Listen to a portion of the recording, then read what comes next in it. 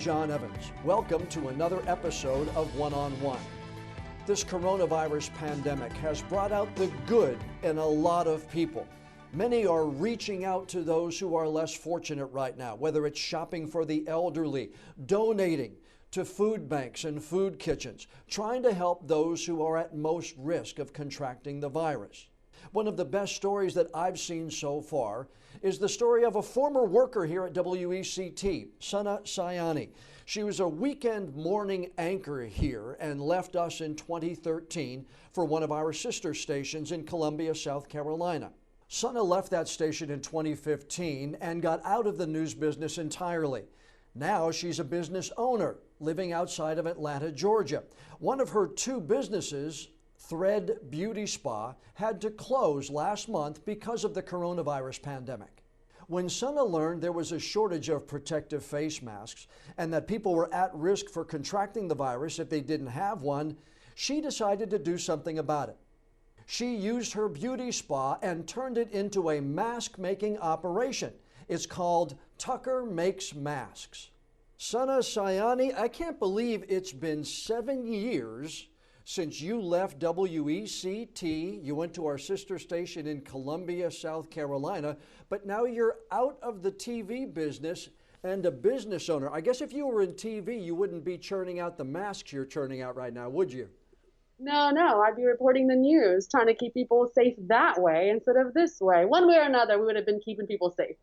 And this is a great thing. How did Tucker Makes Masks, how did it evolve? I know you own a salon right now, and the idea came out of trying to help, but give folks listening the long version. We got plenty of time.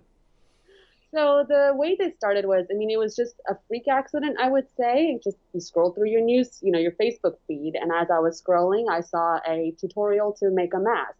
It was around that same time, I believe it was the day before, or that same day when we were all being told that the CDC had said that healthcare workers could use bandanas or scarves. And I remember all my healthcare worker friends just kind of going crazy and erupting and saying, hey, this is wrong. We can't do this. We need proper PPE.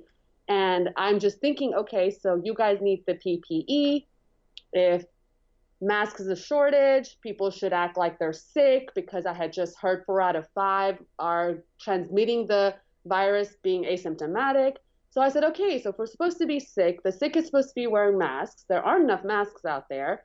How are we supposed to protect each other, or at least ourselves, from infecting others if there are no masks? So tutorial, saw the article, said, hey, maybe we can make our own. I messaged my doctor friend in Dallas, and she said, yes, we should all be wearing masks.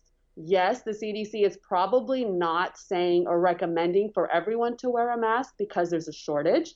And I feel that things have just been a little slow to react in general. And I said, it can't hurt to make masks and it can't hurt to wear masks. So I just kind of had the idea, confirmed it with a couple of doctor friends. They said, yes, go for it. And I just started. It just started not knowing where this would go. I did foresee that the CDC would eventually say wear a mask because other countries were already wearing it. And it does no harm, so why not? And that just kind of started Tucker Makes Masks. But the amazing thing to me is of this whole thing, Sanah, is that you have churned out, I guess you're probably over, 7,000 now? Yeah, we're almost at 8,000 now. Wow. I'm pretty sure by this weekend we will hit 10,000. And it's been amazing because it's not just me making the masks. And of course, I have found a way to streamline it to make faster production ourselves. But we have countless number of volunteers in the community that are either making masks or giving us fabric or doing just a couple of parts of the mask making process. And they don't have a machine, or they're cutting fabric, or they're making ties. Just the community has just come together in whatever way they can possibly help us to meet the goals. So where I'm telling people it takes us 7 to 10 days to complete a request, right now I'm filling orders from April 17th, and it's April 22nd today. So yeah. I'm at a 5 mark, and we're just going as fast as we can, as quick as we can. Basically, that's all we can do, and the community is supporting us and helping us do all this. Yeah. Now this is not what a salon is designed for. As I look at you as we do this Skype interview, I see dressing rooms, I see a lot of things back there. So your first couple of masks, what did you make it out of? And then did you reach out to people? I need fabric, I need elastic. How did that all come about? So with that tutorial article that I saw and being in the news, research is kind of our forte. Yeah. I started researching and just in the research found, okay, this is the type of fabric we need. This is where what we need the basic tools that we will need. Yeah. Mom had a sewing machine. She has basic sewing skills. I had zero sewing skills. And she just said, all right, I'll help you in this. We went to a local store here called Fine Fabrics that has fabric. We went and picked up fabric. It was the wrong fabric, but we learned. And that is kind of how it started. We picked up the fabric. Somebody said, this is not the right kind. This is the right kind you need. We went back out there, and then just kept going and going. And what happened then was I was picking up bulk fabric, as I am still picking up bulk fabric. People now, they were coming to me to get the fabric, making masks and giving it out, instead of everybody going to the fabric stores and just kind of flooding them. I had started that initially, where people were coming to me getting fabric, making masks, elastic, whatever supplies were at that time, based on my demand. Now, how many employees did you have at the salon before you closed? So we have one employee and me. It's a brand new salon. We celebrated our 1-year anniversary on March 7th and had to shut down March 21st. So wow. It's just one, and she's right now sitting at home, not doing anything because I'm only got my mom and I in here, and my brother comes and helps us out. So, we try to keep it just family, and basically instead of being quarantined at home, we're quarantined in here. And we're just keeping it that way. Just one staff member is what I had. So how many are actually in there? I see your mom behind you and you're sewing, but hi, Mom. She was waving over your shoulder there. How many people are actually helping you sew? You said that you've reached out and people are bringing things to you, so you have people in other areas doing the same thing, correct? So they're doing it in their homes because we can't congregate, right? It'd be wonderful to have 10 people in here, 10 machines going. You could probably churn out 2,000 masks a day, but we can't do that. So it has to be done at people's homes. I would say, I haven't actually counted, I do have a list running, maybe 15 to 20 mask makers out there doing this in their homes or helping us in some sort of capacity that is contributing to the direct mask product at the end. So yeah, it's a big effort. It's just happening individually in people's homes, and we try to make it as easy as possible for them to get these masks out as fast as possible. Where was the first order? Where did the first order come in from? And when did you realize, uh-oh, we've struck on something here? Honestly, I have my data, the first order, I think it was just like friends and family, when I put it out on social media, I created a group and I put it out on social media. I had the VA, she's an existing client of ours. And I remember hers being the first one that I filled and was ready to go. She ordered 25 masks for the VA hospital. And then I sent the second one was to my doctor friend in Temple, Texas, who told me, do this. So she's like, I need some masks. So I sent it to her. But I mean, that's kind of how it started. And then as the word started to spread, we started to get more orders. And then the local news picked it up here. And that just catapulted the request. We had 1,000 requests in one day. And we've caught up on everything. And now, of course, the news impact has simmered down a bit. And the supply in the market has increased because a lot of people are making masks and selling them, those that are out of jobs. This is not a cheap ordeal to do. It takes time to do this. It takes a lot of energy to do this. So people are making masks and selling them. There are KN95s on the market. There are other types of surgical masks on the market. So the demand has died down a little bit.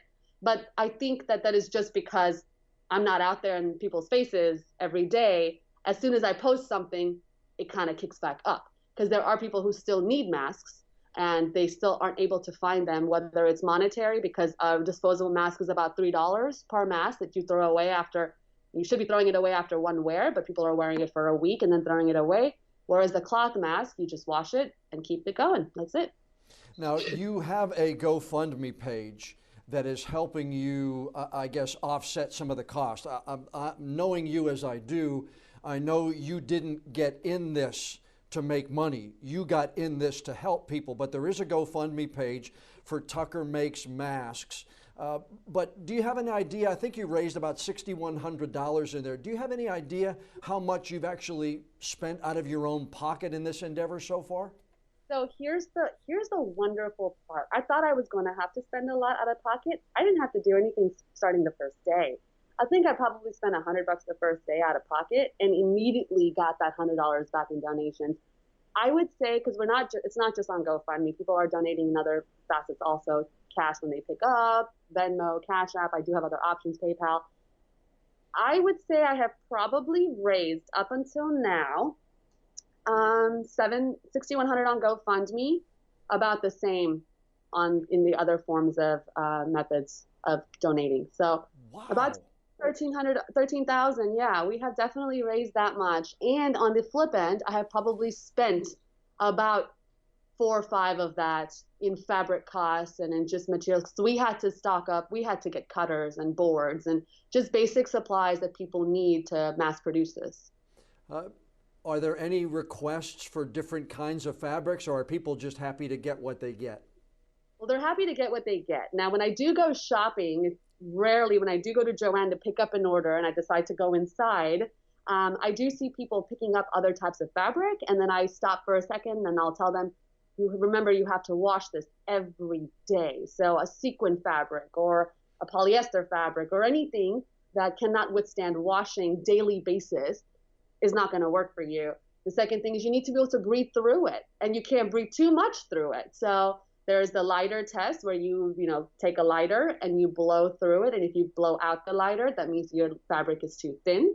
And if you can't blow it through and you can still breathe through it, you're good. So it is a fine line as to what types of fabric work in this scenario. But the bottom line is you should be able to breathe through it and you shouldn't be able to blow out the lighter, essentially. Where's the strangest place that a request came in from? I sent it to London, UK. So Oh, wow. I sent it to my aunt there. I have sent it, right. I just filled out Oklahoma today, Pennsylvania, Michigan, Jersey. Those were all today's orders that I mailed out this morning. We have sent to Nevada, California, Florida, Texas, everywhere. Anyone who wants one can get one. New York. My goal is now 50 states. Let's try to get all 50 states out on there because that would be amazing. But I know the need is there and I know the demand is there. I think as more people find out about it, they are requesting. What are your plans moving forward? Is this something because we really don't know when the end of this is going to happen? So I imagine you're going to just continue this process as long as you need to?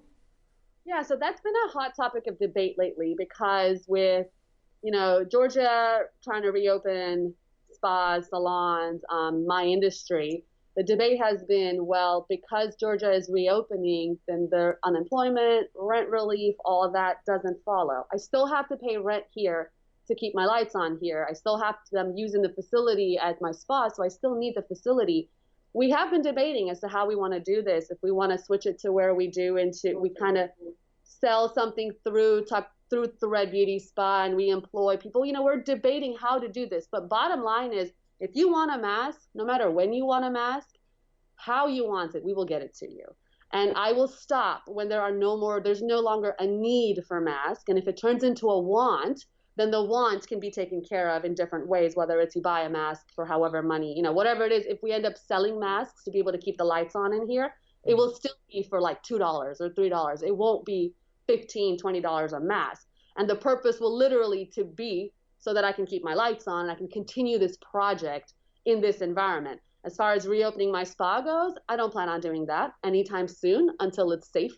But I have to think of it as a business owner financially. How am I going to continue doing this? So I am evaluating things, but the bottom line is if you need a mask and you can't afford it and you're going to get it for free no matter where you are. I will ship it to you and it will be at zero cost.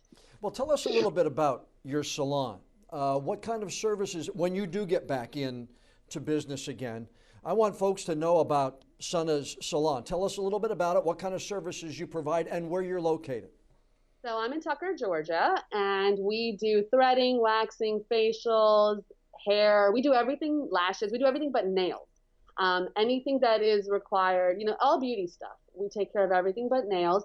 And right now it's just a little hot of a time to do those things, and a lot of debates out there. So yep, that's what we do. We're looking forward to resuming doing that. And if and when we go back and the Tucker Makes Masks project still is a need, that will still continue on simultaneously. And what's the name of the salon? Thread Beauty Spa. Thread Beauty Spa. Why did you get out of news? You were good. So I actually love being behind the camera. As a producer, I loved it. I miss it. I miss it every day. I still miss it. The reason I got out, and the real honest reason is, as people who are already in news know this, behind the scenes is not financially lucrative as much as you would want to be, as much as you would need to have to survive. And with that industry is, you are always moving. You're going to a new station. And when you go to a higher station in a better city, you start at the bottom of the ladder again.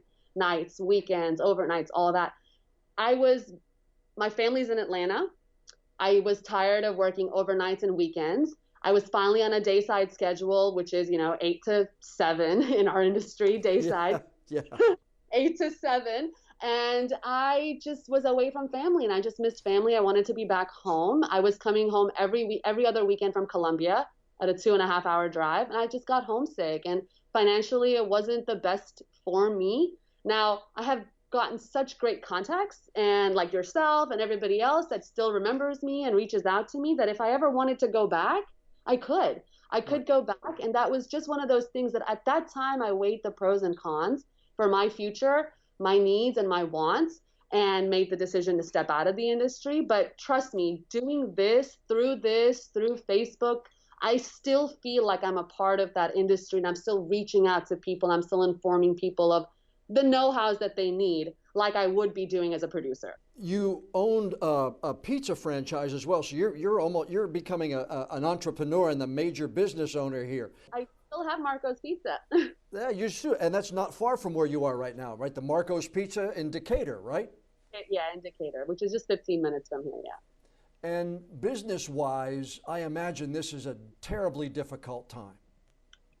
Yes, it's a struggle where I have one business who took a first hit in the first couple of weeks. Marco's dropped in sales in the first couple of weeks, but then as things started to kind of level out, they got through their 2 weeks worth of groceries and started to go back out there to start doing carry out and delivery.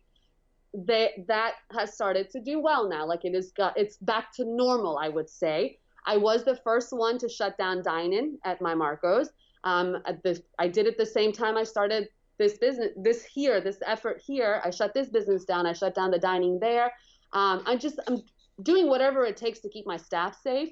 And keeping my staff safe means I can continue serving the community food there. It's been tough with two different businesses, one that's actively running, that needs love and attention, that needs the safety.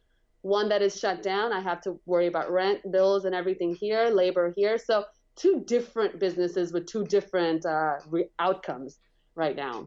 Yeah, and one of the things that I've noticed, and I'm going to ask you, because you have experience in what I'm still doing for a living, but you also have experience in being a small business owner, and you're also helping people with Tucker Makes Masks. What are you noticing in the public right now? Are people afraid? Are people anxious? Are people angry? Are people confused? Give me your sense as somebody who's been in the media, who's technologically savvy, and who's active on social media, and also a small business owner. What are you seeing now? All of the above, everything you said. People are confused as to what emotion they're feeling right now, because at one end it's that I have bills to pay, I'm out of a job, I do the type of job that I do as an independent contractor. I can't get unemployment. Maybe I can get unemployment. Maybe there's PPP. Maybe there's SBA. There's so much maybes out there that people are just like, what is happening? What's the truth? What is the bottom line? What do I need to do? So my decision of not reopening this Friday has been welcomed by the community. Now, there are people who are saying, well, do what you need to do. Don't tell people what to do. If you don't want to open, don't go out. If you want to stay at home, stay at home.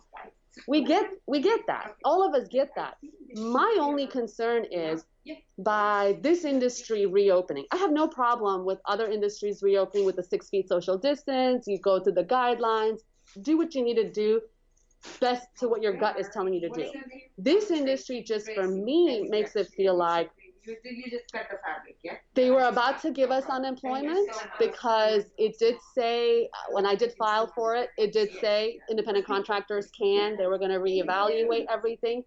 Now that they have said reopen, all that's done. So even though I choose not to reopen, I don't qualify for unemployment anymore because I can reopen. Right. Same with everybody else, all the other industries, the nail techs, everybody that I speak with, they say, look, we don't want to go back to work. We're afraid, but we have to go back to work because our bosses are opening, because they still have to pay rent because they're not getting any relief. So it's a domino effect of, we have to do this because we have to feed ourselves. We don't want to do this because we understand it's not safe, but we have to feed ourselves. And how do we do this? So it's a double-edged sword. We're in a catch-22, and everybody is feeling everything right now. When you go home at night, I know you work, I guess, about noon to 8 putting the masks together. When you go home at night and you think about the impact that this Tucker Makes Masks project has had, what do you think about? Is it pride? Is it, I can't wait to get up again tomorrow? Is it, I'm so glad I could help somebody? Because to me, it would be, I'm helping my community in a small way. But I want to hear from you what you think about when you lay your head down on the pillow every night and you think about Tucker Makes Masks. I am thrilled to be doing this. I look forward every day to do this because this is my new baby in a sense. It's my new project because I started this with the idea of getting a mask in everyone's hand. And now I'm able to ship it to people. I'm able to send it across the nation. I didn't think it was going to get past this community, but it did. I look forward to it every day because of the sheer volume of the amount of people that are being impacted by this. If you need something and I can get you that, I'm going to get you that. That's the spirit of this community. And every day, I just took a picture and posted on the group Tucker Makes Masks, a thank you card. I get thank you cards every day. I at least get one in the mail. And I just got somebody just send an edible arrangement to us because of this. They're like, it was I don't even know what, it's an ENT, some care. They sent it and I'm like, this is amazing. So just those things, like those little moments, there are times that I'm like, oh, I'm tired. I'm doing this. I do 8 hours, 9 hours here. I go home and then I make packages to mail out the next morning. So I'm working till 12, 1 o'clock at night. But every day I'm like, I got to do this. I look forward to doing this because I feel like some way or another I'm still able to help people. And right now we need people helping people. When we disagree with how our leaders are helping us, people can step up and take that charge and do the best they can do. Have you surprised even yourself sometimes? Every day, every day. I calculate the amount of masks that we send out every night and I'm like, oh my gosh, we just did this many? Like it's crazy. It's mind-blowing. I never thought it would get this big, but I am so happy it did. It's been 1 month now. 27th was the first day we sent out our first package. But it's amazing. It's amazing. And I look forward to it every day to do this. Can I be a little secret? I want to do this for as long as I can do this so I don't have to get back to threading people's eyebrows because I love doing this. Well, it is a true labor of love. I can tell just by the way you talk about it that you really do care, and that's why you're doing this. Again, you're not selling these things. These are going out free of charge. All somebody has to do is ask. That's the amazing thing to me. I mean, this is a country built on, entrepreneur and built on, ingenuity. But what you're doing is built on kindness. And there's people here that are doing that. People are making signs. They're doing little group things, decals, whatever. Not everybody can afford to do it for free. Not everybody has the budget to do it themselves. So they do need a little bit, like $5, $10, whatever, to kind of keep the community spirit going. But it's not profit. It's literally removing the cost it takes to do it. That's it. And the donations, like I mentioned, they've been overwhelming and people are appreciative. And it's amazing. So, yeah, the spirit is great in this community and are all around, I'm noticing. Well, I still remember the first day that you went with me and a photographer to interview the late Congressman Walter B. Jones. Your first day here in Wilmington. Hard to believe that was 8 years ago. Oh, I know. I look back and I'm like, 2015. Wow, we're already in 2020. I left in 2015. Milestones. But I'm so happy that we've all been able to stay in touch, and social media has given us that ability to continue to keep tabs on each other. Because I have been keeping tabs on you too. We just don't say anything. We see it, and we're like, we're doing well. Good. We move on. But it's been incredible. Before we go, I do have to ask you one thing. Pull down that mask and let everybody see that great Sanah smile. There it is. There it is. It's so good to talk to you again, and we really, truly are so happy for you and really proud that you've been able to turn this labor of love into something that's helped so many people. Thank you. Thank you, John. A big thank you to Sanah Sayani for taking time from her day to join us for this week's podcast. If you'd like to join the mask making effort, there are a couple of ways you can get a hold of Sanah. You can visit her on Facebook and on Instagram. She's very active on social media. The Tucker Makes Masks effort has a Facebook group of its own. The GoFundMe page is still up and running. And her business, threadbeautyspa.com, that's a way to reach out to her there. Now, before we go, I'd like to ask you a favor. Please download and subscribe to the One-on-One with John Evans podcast on whatever app you use to listen to your favorite shows. And if you would be so kind, please leave us a rating or a review. The more ratings and reviews we have from listeners like you, the higher we'll be listed on the apps, and the better chance we'll have of bringing in even more new listeners. I'm John Evans. Thanks so much for joining us for this week's episode of One-on-One. Stay safe.